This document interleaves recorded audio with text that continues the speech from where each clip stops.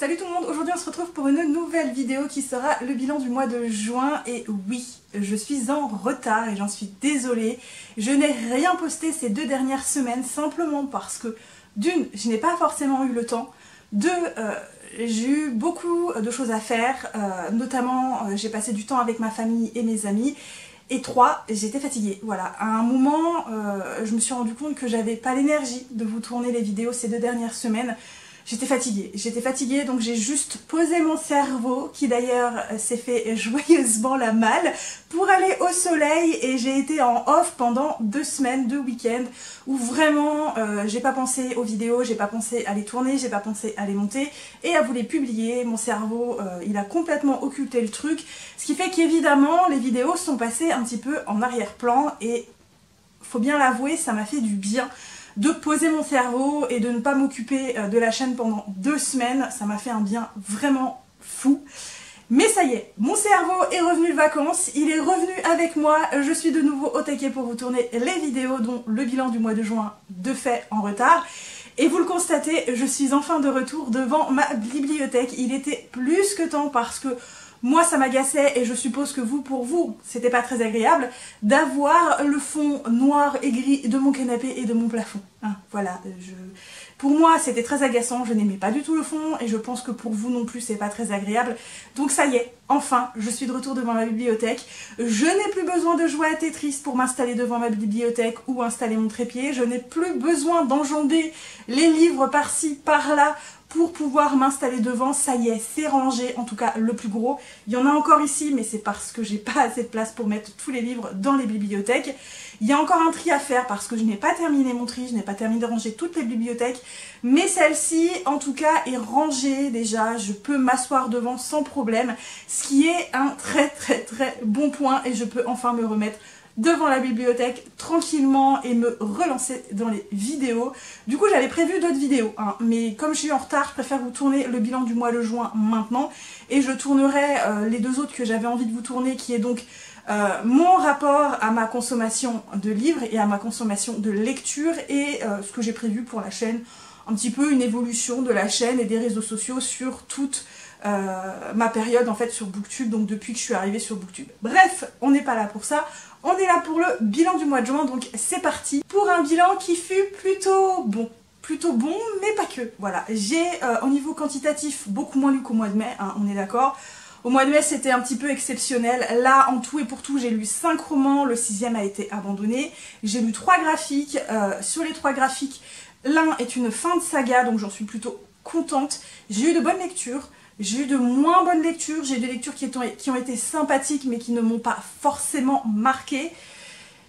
Mais dans l'ensemble ça reste quand même pour moi assez satisfaisant. Ça aurait pu être pire, c'est pas le meilleur mois mais c'est pas le pire mois. J'ai eu de bonnes lectures, un petit peu moins pour d'autres, des lectures assez décevantes dans le sens où c'était des livres qui me hypaient de fou, et finalement bah j'ai pas eu ce que je voulais entre guillemets.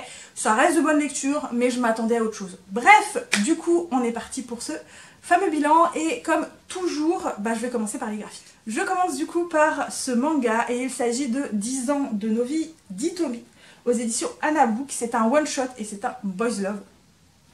Je mets les warnings tout de suite parce que je pense que ce n'est pas un manga à mettre entre toutes les mains. Il y a des thèmes qui sont abordés qui sont assez durs. On parle de violence, on parle de violence sexuelle, on parle d'agression et de viol. Donc littéralement pas à mettre entre toutes les mains. Je pense qu'il est fait pour un public mature et pas pour les adolescents. Sincèrement, je pense pas que ce soit fait pour les mineurs. Au-delà de ça, c'est un manga que j'ai bien aimé, c'est un manga que je trouve graphiquement très beau, et c'est vraiment le petit plus pour moi ce manga, c'est le graphisme. Maintenant, les thèmes qui sont abordés sont très intéressants. Malheureusement, en un tome, c'est compliqué de les aborder en profondeur, sachant que ce tome-là, malheureusement, il y a une partie du manga qui raconte une autre histoire qui n'a absolument rien à voir avec l'histoire principale.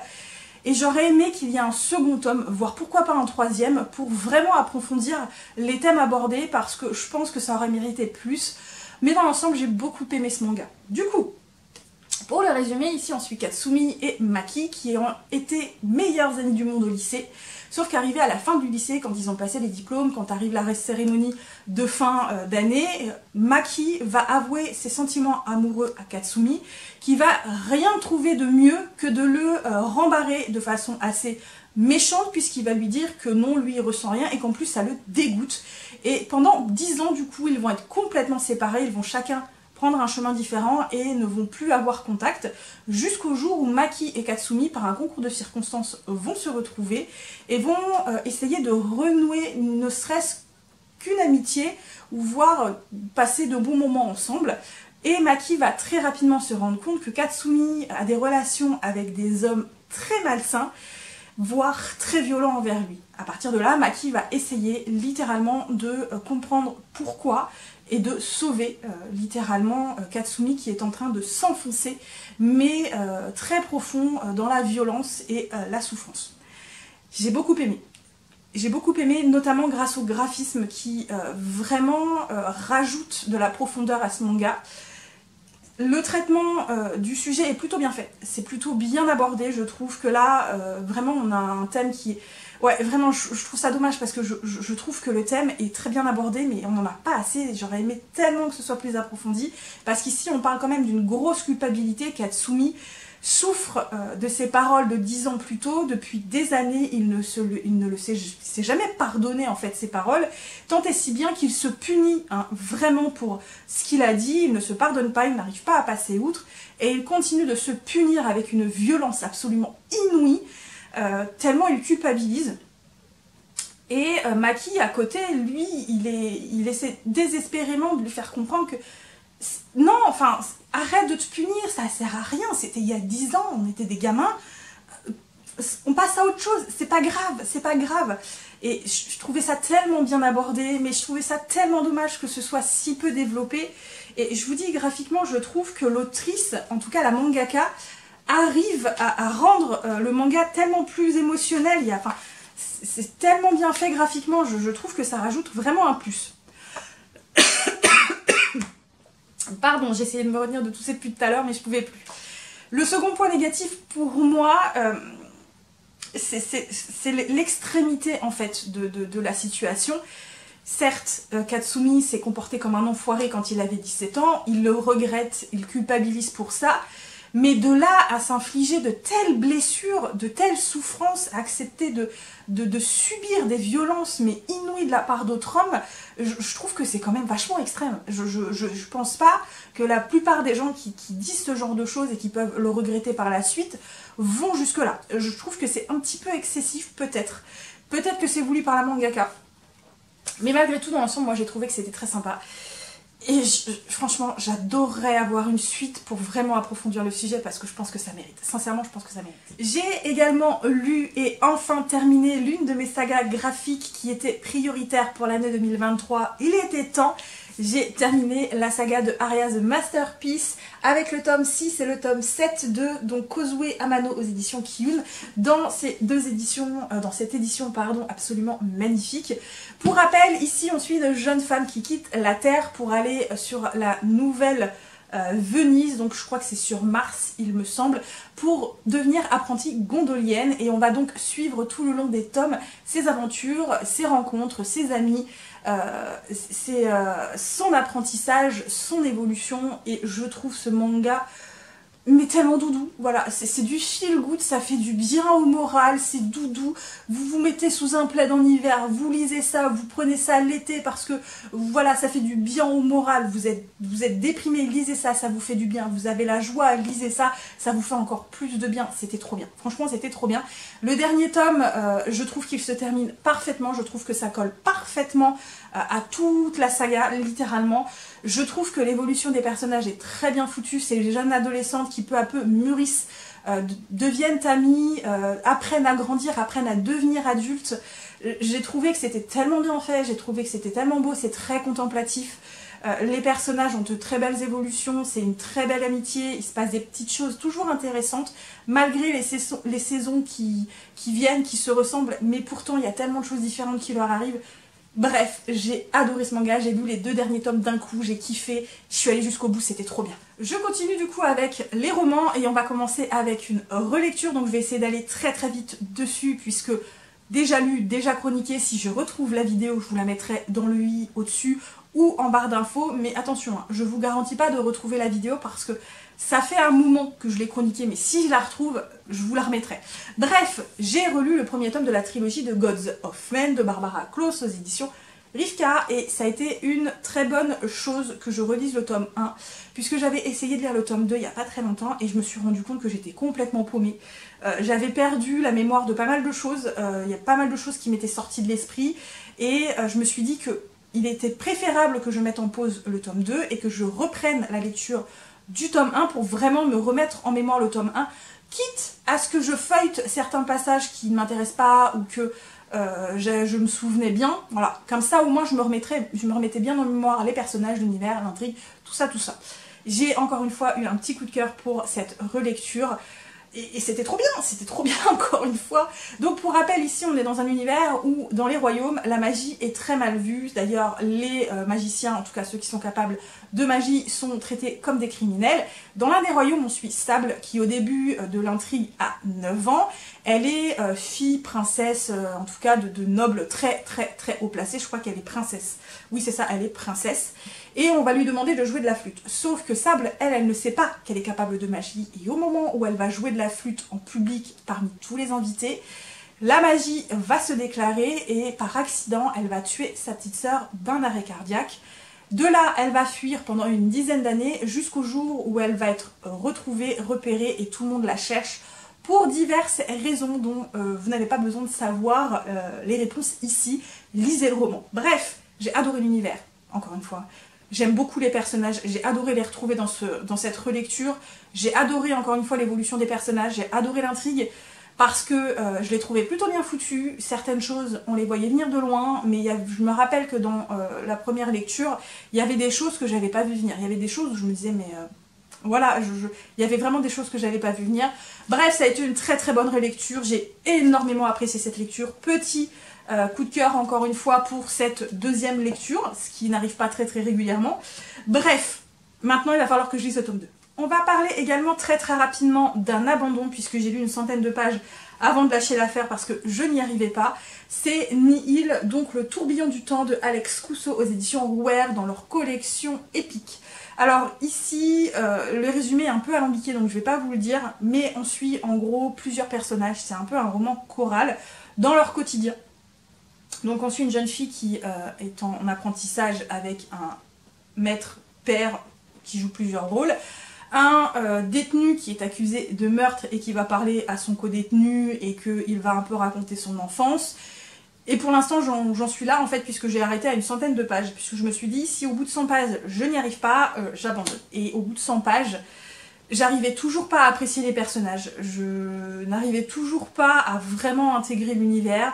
Je m'ennuyais, sincèrement, je n'arrivais pas du tout à plonger dedans, je n'arrivais pas à apprécier ma lecture, je n'arrivais pas à vraiment m'investir dans cette lecture, je m'ennuyais, je trouvais les personnages pas attachants pour un sou, et du coup je me suis dit arrête de te forcer, de toute façon t'aimes pas, c'est pas bien grave, t'as plein de choses à dire. Donc voilà, je pense que le truc c'est que c'est pas une lecture qui est faite pour moi, donc je pense qu'il y en a plein qui pourraient aimer, mais je pense sincèrement que c'était pas fait pour moi. Je pense sincèrement que c'était pas fait pour moi, donc c'est pas grave, de toute façon, c'est pas perdu, il y aurait bien quelqu'un qui appréciera cette lecture après moi. Une lecture qu'il fallait que je fasse dès l'achat, on est d'accord, il s'agit bien de Mystery of Thorn Manor de Margaret Rogerstone aux éditions Big Bang dans cette collection grimoire trop belle.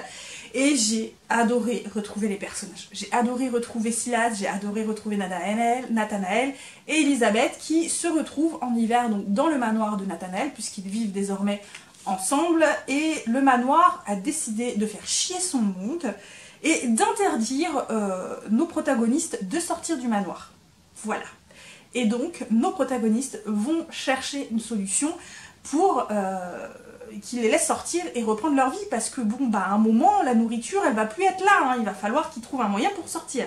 Franchement, j'ai adoré. Ça fait vraiment, comme tout le monde le dit, un petit peu conte de Noël, un truc un petit peu doudou qui fait du bien au moral, hyper simple, avec une intrigue absolument pas alambiquée. On n'est pas du tout dans la même ambiance que le premier tome. Par contre, il y a un moment, un passage, au moment où Elisabeth dort et fait un petit rêve, fait un rêve avec Silas et Nathanaël, et ça pourrait présager une suite. Sincèrement, je pense que ça pourrait présager une suite, parce que quand on lit ce rêve, on se dit « Ouh, ça envoie du lourd là, attention, ça nous vend du rêve le truc ». Donc j'espère sincèrement qu'il va y avoir une suite, parce que bah du coup, on n'a pas la question, on n'a pas la réponse à ce rêve très bizarre. On n'a pas la réponse, voilà. Sinon, mis à part ça, trop bien, encore une fois, j'ai adoré les personnages, encore une fois, avec cette petite touche d'humour. Silas, mon Dieu, Silas, qui n'aime pas Silas? Silas, c'est le meilleur personnage, c'est le meilleur, même si j'aime énormément les autres, voilà, trop bien quoi. Continuons par une petite déception avec le livre de M de Pen Shepherd aux éditions Albin Michel dans leur collection Imaginaire. Alors ce livre me hypait tellement, mais il me hypait tellement, j'avais tellement envie de le découvrir, j'ai mis tellement de temps à le lire, mais j'étais tellement enthousiaste à l'idée de le commencer.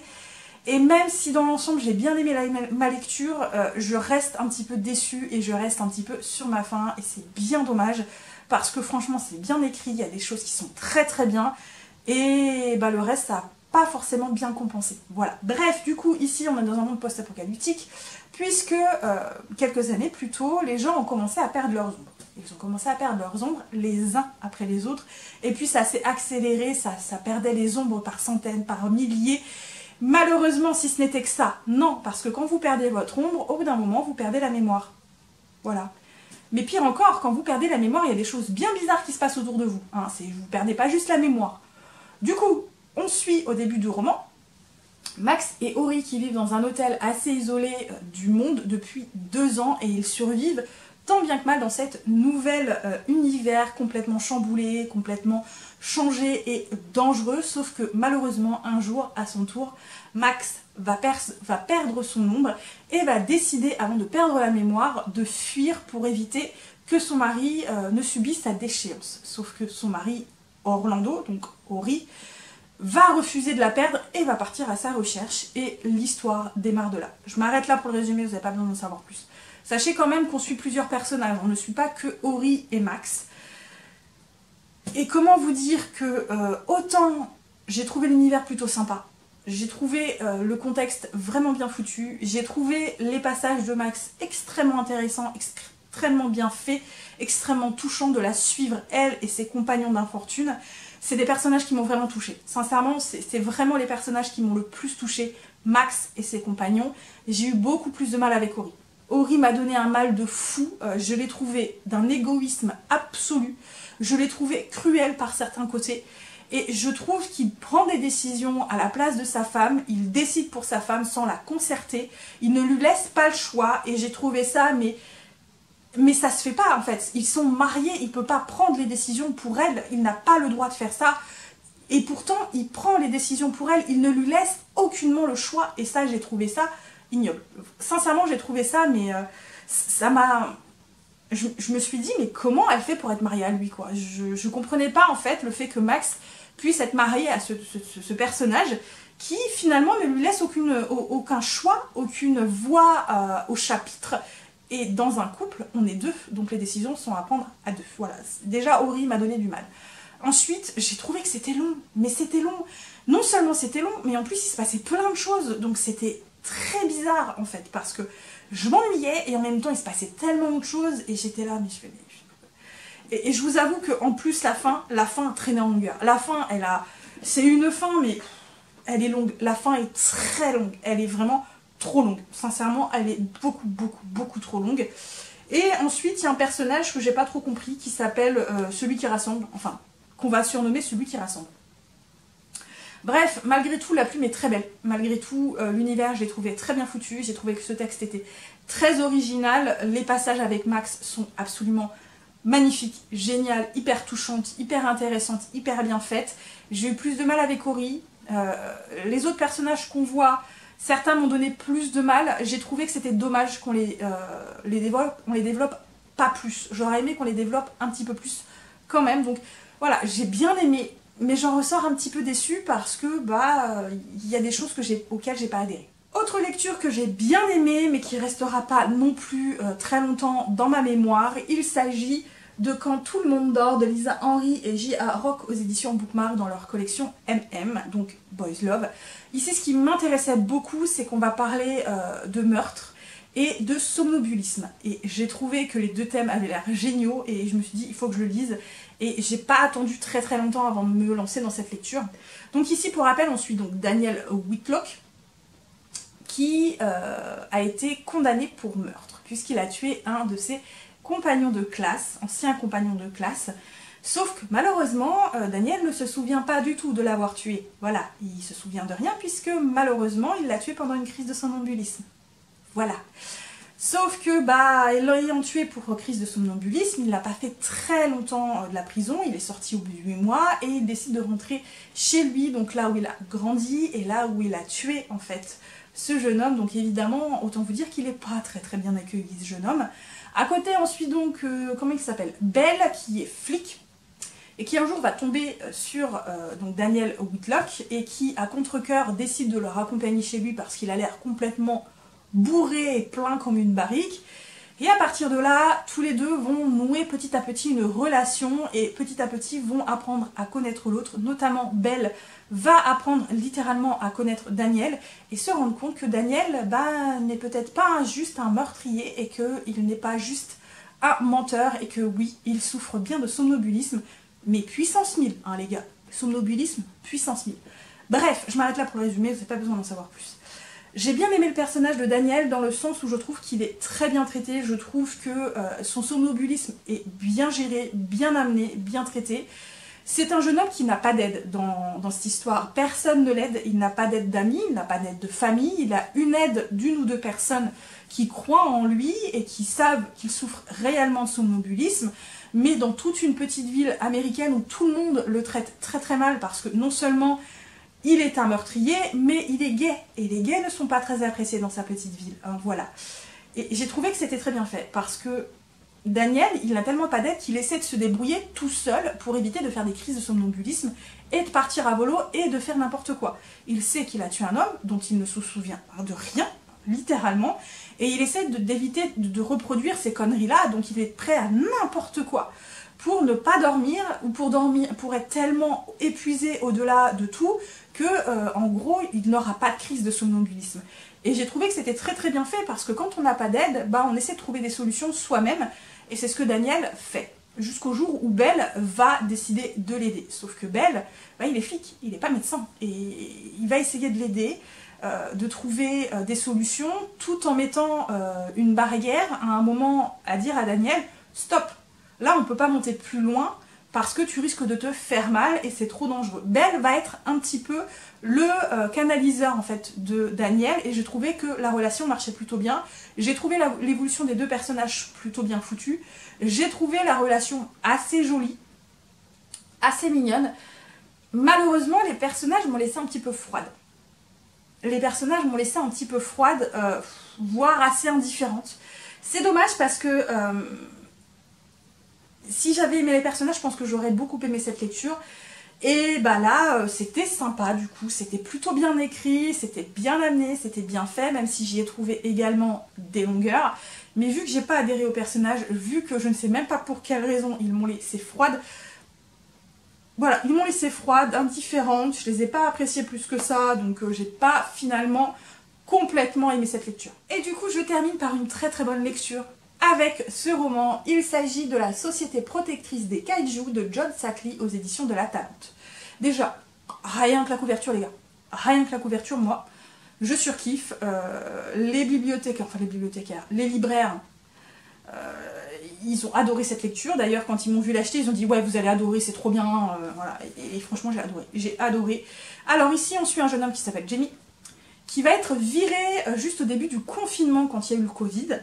Et malheureusement, il vit en colocation et ses colocataires sont des intermittents du travail, du spectacle, pardon. Donc il va bien falloir que quelqu'un paye le loyer. Donc Jimmy se dévoue et se fait réembaucher dans sa boîte en tant que livreur. Autant vous dire que la chute est terrible, sauf que la boîte va être revendue et à peine quelques mois après avoir été réembauché, il va être viré. Sauf que pendant ses livraisons, pendant ces quelques mois, il livrait très régulièrement à un ancien de ses camarades de fac, à qui il s'est penché un petit peu, avec qui il papotait, voilà, de leur vie, de ce qu'ils ont fait, tout ça, tout ça.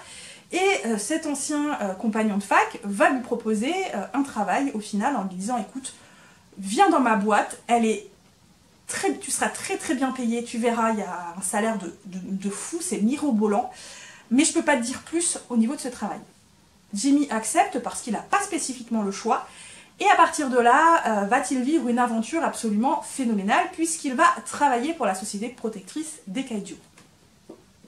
Franchement, j'ai adoré cette lecture. Alors, ça monte crescendo parce que ça démarre assez lentement au début, on a l'impression qu'il va rien se passer, que c'est un petit peu, ouais, bon, on le suit dans son quotidien, mais il se passe pas grand chose, mais ça monte petit à petit, et en plus il y a une sacrée touche d'humour, il y a énormément de références aux années 90, il y a beaucoup de références pop culture au niveau cinéma, jeux vidéo, tous ces trucs là, animés, et franchement moi je me suis retrouvée, j'ai adoré, j'ai trouvé que c'était trop fun. L'histoire est super sympa, donc il se passe plein de choses, on suit des kaiju, on suit notre héros qui lui, il a pas un poste hyper important dans son taf, hein, il porte des trucs, c'est ce qu'il dit, moi je porte des trucs, mon travail c'est de porter des trucs, voilà, il porte des trucs, et ça lui convient super bien, lui il s'en fout d'être le super héros, et j'ai trouvé qu'il était hyper sympa à suivre, franchement j'ai adoré cette lecture, c'est hyper fun, c'est hyper amusant, c'est plein de références pop culture, c'est hyper intéressant, c'est hyper original, hyper bien foutu. Franchement, moi je vous dis, foncez dans cette lecture, ça en vaut trop la peine. Et voilà, j'en ai du coup terminé pour cette vidéo, et autant vous dire qu'elle m'a donné un mal de chien. Oh, ça doit faire 3 ou 4 fois que je tente de tourner cette vidéo, les gars. J'ai cru que j'allais pas y arriver, mais enfin, j'ai vaincu la bête. Je suis fière de moi. J'espère malgré tout que cette vidéo vous a plu, que j'ai pas trop cafouillé, que ça a été plutôt digeste. N'hésitez pas, hein, comme toujours, si vous avez lu certains des romans, que vous les avez aimés ou non, dites-le moi en barre d'infos. Si ça vous donne envie de les lire, dites-le moi aussi, ça fait toujours plaisir. Comme toujours, un petit pouce bleu. Les commentaires, c'est ce qu'il y a de mieux. Hein. Les commentaires, c'est vraiment ce qu'il y a de mieux. Si vous avez la flemme, comme toujours, ce qui peut arriver, si vous n'avez pas envie, si vous êtes un petit peu trop timide, si vous connaissez pas trop ma chaîne, que vous venez de vous inscrire et que vous osez pas trop, c'est pareil, n'hésitez pas. Les emojis, ça prouve que vous êtes passé sur ma chaîne, ça prouve que vous êtes passé sur ma vidéo, que vous l'avez regardée et que, dans un sens, vous l'avez aimé. Et moi, ça me fait du bien au moral, hein. On est d'accord, hein, ça me fait du bien au moral. Comme toujours, hein, n'hésitez pas à partager la vidéo, n'hésitez pas à me suivre sur d'autres réseaux sociaux, n'hésitez pas non plus à vous abonner. L'abonnement, c'est bien aussi. Je mords pas, hein. Vous voyez pas l'auréole que j'ai au-dessus de la tête et mes petites ailes? Oui, je suis un ange. Oui, je dis des conneries. C'est pas grave, croyez-moi. Bref, j'espère malgré tout que vous avez quand même apprécié cette vidéo. Moi, je vais vous laisser là. Je vous souhaite de très bonnes lectures. À très bientôt pour une nouvelle vidéo. Et surtout, prenez bien soin de vous. Bye bye.